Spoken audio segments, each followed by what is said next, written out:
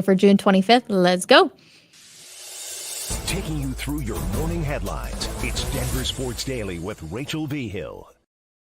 Reggie Jackson picked up his player option on Monday to stay with the Nuggets. It's slated to pay him $5.25 million next year. He is obviously from Colorado, the hometown kid, and has been with the Nuggets for the last two seasons. He joined them in the 2023 season when they went on to win their first NBA title, but Jackson didn't have much of a role in the bench in the playoffs in 2024 after the departure of Bruce Brown. Jackson became the primary backup point guard to Jamal Murray. Now, Jackson played in all 82 regular season games, including 23 starts when Murray was hurt. He averaged 10.2 points per game and 3.8 assists. Now, in the 12 playoff games he did play, Jackson averaged only 9.8 minutes per contest, scoring just 3.5 points per game and 1 assist. But main question is, when does KCP have to decide? We should know by Saturday what KCP is going to do, whether he's going to test the free agency waters and possibly not return to the Denver Nuggets, which I think would make everybody sad, or if he's going to remain with the Nuggets in hopes of getting another ring. We'll find out by Saturday what KCP decides to do. And congratulations to Reggie Jackson on staying with the Nuggets for now. Obviously, trades can definitely happen, but we'll see what goes on. We'll move on to the Raptors because the star, Scotty Barnes, is about to get paid in a big way. According to reports, Barnes intended to sign a rookie max deal for 5 years, up to $270 million this offseason. This deal would be the largest in Raptors history, with a guaranteed $225 million and a chance to add more if he makes All-NBA or MVP. The 23-year-old was just an All-Star for the first time last year, averaging 19.9 points, 8.2 rebounds, and 6.1 assists. We'll head on over to the NHL now because congratulations to Casey Middlestat on signing a new deal with the Colorado Avalanche. It's a 3-year deal worth up to $5.75 million per year. Not particularly speedy or physical, but he is a smart play first brand type of hockey that makes him a long-term fit at the 2C for the Avs, which is something they've struggled to find for quite some time after Nazem Kadri obviously left. This is a great move. I actually really enjoyed Casey Middlestat's play when he obviously came out here earlier this season. So I do think that this will be really good for the Colorado Avalanche. Again, just finding somebody that can consistently play at the 2C role. And obviously we expect him to grow immensely. So good signing by the Avs. Plus they believe they got him for like $1 million cheaper than what he was like looking to get to. So great job by Avalanche management on that front. We will stay in the NHL though, because obviously last night we had the Florida Panthers defeating the Edmonton Oilers 2-1 in Game 7 of the Stanley Cup Final. This is the first Stanley Cup Final championship in Panthers franchise history. So congratulations to them and their fan base, and for them being able to win it on home ice. The Panthers also managed to win the final after winning the first 3 games of the best of 7 series and then dropping the next 3 games to the Oilers. So of course, when we had a Game 7, it was a little crazy, and a lot of people were giving it to Edmonton because they had been on such a hot thing. But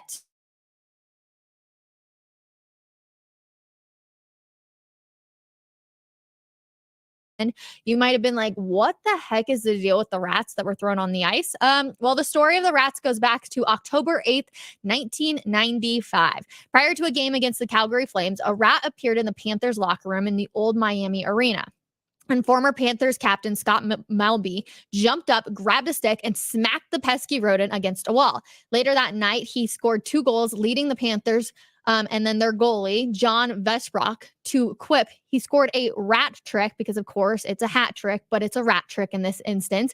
As the legend goes, the next night, a fan threw a plastic rat on the ice. The following night, a few more rodents found themselves sliding across the playing surface, and thus the rats beginning were added to this history. And you can see all of them on the ice right there. I'm like, they're first of all disgusting. I'm not a huge fan of them. I think they're pretty ugly. But again, just a South Florida hockey tradition that had been born, and the year of the rat was in full swing. So during that season, fans threw the rats on the ice after every goal.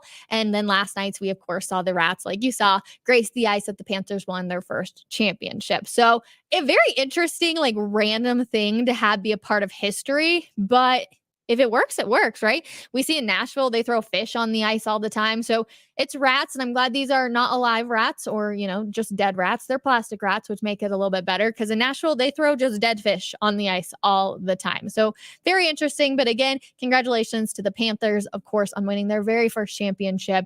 Very well deserved after the past couple of seasons that they have had. This one, though, is a little bit of a bummer, and it's definitely a question mark. Edmonton Oilers star captain Connor McDavid was awarded the Conn Smythe Trophy in the 2024 Stanley Cup Finals. McDavid is only the sixth player in NHL history to win the MVP honor while being on the losing team of the Stanley Cup Final. McDavid told the media, "Yeah, obviously, I guess it's an honor with the names on that trophy." He added, "Proud of the way we fought all year behind the eight ball almost immediately. We fought an uphill climb for months and months and months. This just sucks." Yeah, that does suck. To win an award like that after you just lost, I always breaks my heart. Breaks my heart when they go and they have all of these guys talk after such a, you play so hard for so long, for so many months, so many games, and you lose, and then you have to go talk to the media. I give major props to all of those players that do have to go out there. But you want to know what else really sucks? This stat just amazes me. Val Nichushkin still had more goals in the postseason than Connor McDavid did. Man, that one really, really hurts a little bit. Obviously, the Colorado Avalanche didn't go very far. Val Nichushkin even missed some games with the Avs because of off-ice stuff, and yet he still had more goals this postseason than Connor McDavid did. Now, we do have another heartbreak after heartbreak issue because Corey Perry now becomes the first player in NHL history to lose in the Stanley Cup Final 4 times in 5 years with 4 different teams. Yes, you heard me say that right. You got the Dallas Stars, the Canadiens, the Lightning, and the Oilers, and they have lost every single time. So which team is going to take a chance on him next year? Is it even possible that some team will try to bring him in? But 4 times to lose in the Stanley Cup Final in 5 years, that is a heartbreak I don't know if I could ever be able to recover from. Moving on to the NFL. Well, Jared Goff will enter the 2024 NFL season as a married man. The Lions quarterback tied the knot with model Kristen Harper over the weekend in a private ceremony in California. The couple have been together since 2019 and got engaged in 2022. It's been a big offseason for Jared Goff, who signed a 4-year, $212 million contract extension last month. And then we have to also say congratulations to Jordan Love, who popped the question to his girlfriend over the weekend. The couple announced their engagement on an Instagram post over the weekend, said, "With love, writing first step to forever." Love and the Packers will be entering the season with a lot of hype after last year's surprise run. So congratulations to both of them. I know Christian McCaffrey is about to go get married this weekend to his fiance. So there's a lot of love in the air this time of year. And it makes sense because they're all on their off season preparing for training camp, which will be here before we even know it. Now, somebody we've talked a lot about, that's the Chiefs, and they are parting ways with defensive tackle Isaiah Buggs after a series of off-season legal issues. In April, Buggs was charged with assault and menacing for allegedly shoving a Tuscaloosa police officer. In May, he was charged with animal cruelty after 3 neglected dogs were found on a property he owned. And then earlier this month, he was arrested and charged with burglary and domestic violence in Alabama. Buggs had played in the NFL for 5 seasons with the Steelers, the Lions, and joined the Chiefs practice squad last year. I always like to bring fun stories for our last story of the day, and this one is definitely interesting. The Olympic Village, where athletes will be competing in the Paris Summer Olympics, will stay. They also will not have air conditioning. It's 2024. What are we doing, everybody? The decision not to have AC was installed to have the greenest games ever. Okay, great. But what about all these players that are going to be really hot and sweaty and it's summertime and no AC? I just don't understand. So instead of AC, though, a system of water pipes running beneath the floorboards at the athletes' residence will be used to cool rooms to temperatures ranging from 73 degrees to 79 degrees, which I don't know about all of you. I like my rooms to be really, really cool, like that 68 degrees. That's really nice. 71's even a little pushing it and I get a little hot, but 73 to 79 definitely seems a little bit toasty.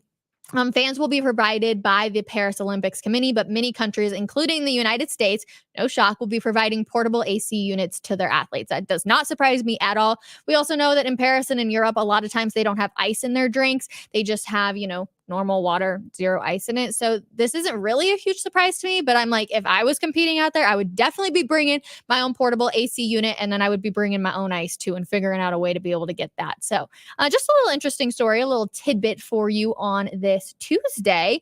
Let's see. Nobody cares, Rachel. Well, first of all, you spelled my name wrong, so we got to make sure we get that right next time. We only care about the Broncos, the Avalanche, and the Nuggets. We don't care if Jared Goff got married or anyone else that ain't part of our team. First of all, there's a lot of other sports that happen here in the Mile High City that definitely people find interest in. So I get your point about Jared Goff, but like there's not a lot going on right now here in the Mile High City. Like we could talk about Reggie Jackson, which we obviously did. KCP, that comes on Saturday. Casey Middlestat, it's great to see that for the Colorado Avalanche. I'm really, really happy. But a lot of people probably know who Jared Goff is more than they know who Casey Middlestat is. So I appreciate the comment, but I do think, there are other lives to a lot of these players. So congratulations to them on getting married or getting engaged or whatever it's going to be. But yeah, thanks, Alex, for your comment. Hello, Rachel. Paul, it's been a while. Good to see you, my friend. Thanks for hanging out with us for just a little bit. Bummer, the NHL and NBA seasons are over. Only MLS is left. The Rapids are climbing the standings. Whoop, whoop. Finally, we are seeing the Colorado Rapids be a little bit better. The last time when I covered them was back in the bubble, and they were actually a really solid team. Like, it was really fun to be able to watch them. Then some things went downhill, and that was a little bit of a bummer.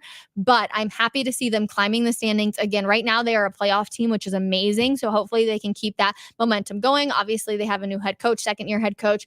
So would love to be able to see them obviously do that. But yeah, NHL, NBA seasons are over. But to be honest, it's going to be back before we even know it. Plus, this kind of goes back to our last comment that we just had. I absolutely love seeing what all the players do with their cup. So I'm definitely going to be paying attention to what all the Florida Panthers players are going to do with their day with the cup and etc. I think it's so fun. Plus, Evan Rodriguez, obviously former Avalanche, goes on, wins the cup. They asked him last night what he was going to do. And he was like, well, I'm going to put my daughter in the cup. She's 10 months old, which is adorable. And then he was like, and probably drink a margarita or something out of it. So Evan Rodriguez and I are probably very much alike. I would also drink a margarita out of the cup if I had an opportunity. So we'll definitely be paying attention to what a lot of those guys are doing too while we await for training camp to get started here in just a couple of weeks. But to all of you, thank you so much for hanging out with me on a Tuesday. We're going to have a little bit of a different episode of Coffee Break today because, yes, I understand we are, in fact, Denver sports, but there is a lot to talk about. And there's somebody that works here that I can talk to pretty much about anything, and he will have some sort of answer for it. So we're going to be talking about the main top 4 things in the headlines. Even if it's not Denver sports related, it should be a really good episode. So I'm excited to have you guys tune in. So come hang out with us 12 p.m. Mountain Time, and then we will see you guys back here tomorrow morning at 10 a.m. Mountain Time as well for another episode of Denver Sports Daily. Get back to work, everybody, and we'll see you then. Bye.